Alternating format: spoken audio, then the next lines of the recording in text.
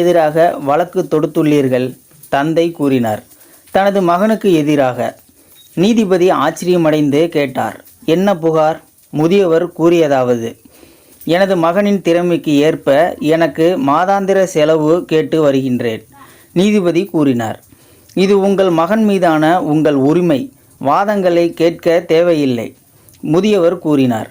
கணம் நீதிபதி அவர்களே, நான் பணக்காரனாக இருந்தாலும் பணத்தேவை இல்லாவிட்டாலும் என் மகனிடமிருந்து மாத செலவுகளை தொடர்ந்து பெற விரும்புகின்றேன். நீதிபதி ஆச்சரியமடைந்தார். அவருடைய மகனின் பெயர் மற்றும் முகவரியை எடுத்துக்கொண்ட பிறகு அவரை நீதிமன்றத்தில் ஆஜராகும்படி உத்தரவிட்டார். மகன் நீதிமன்றத்தில் ஆஜர்படுத்தப்பட்ட போது நீதிபதி அவரிடம் கேட்டார், இது உங்கள் தந்தையா? மகன் சொன்னான், ஆம், இவர் என் தந்தை. நீதிபதி கூறினார், மாதாந்திர செலவுகள் எவ்வளவு குறைவாக இருந்தாலும் தொடர்ந்து செலுத்த வேண்டும் என்று உங்கள் தந்தை உங்கள் மீது வழக்கு பதிவு செய்துள்ளார்.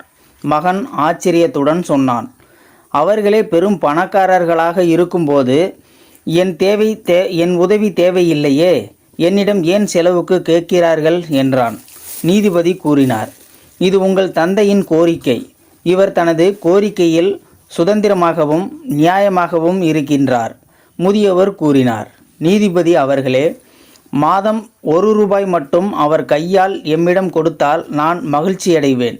நீதிபதி கூறினார். அது உங்கள் உரிமை. நானும் அதன்படி உத்தரவிடுகின்றேன். தந்தைக்கு வாழ்நாள் முழுவதும் ஒவ்வொரு மாதமும் ₹1 தன் கையால் தாமதமின்றி வழங்க வேண்டும் என்று உத்தரவிட்ட நீதிபதி நீதிமன்ற அறையை விட்டு வெளியேறும் முன் வயதான அந்த தந்தையிடம், உங்களுக்கு ஆட்சேபனை இல்லை என்றால் எனக்கு ஒரு சந்தேகத்தை நிர்வகிக்க வேண்டும். நீங்கள் பணக்காரராக இருந்தும் இந்த வழக்கை ஏன் தாக்கல் செய்தீர்கள்?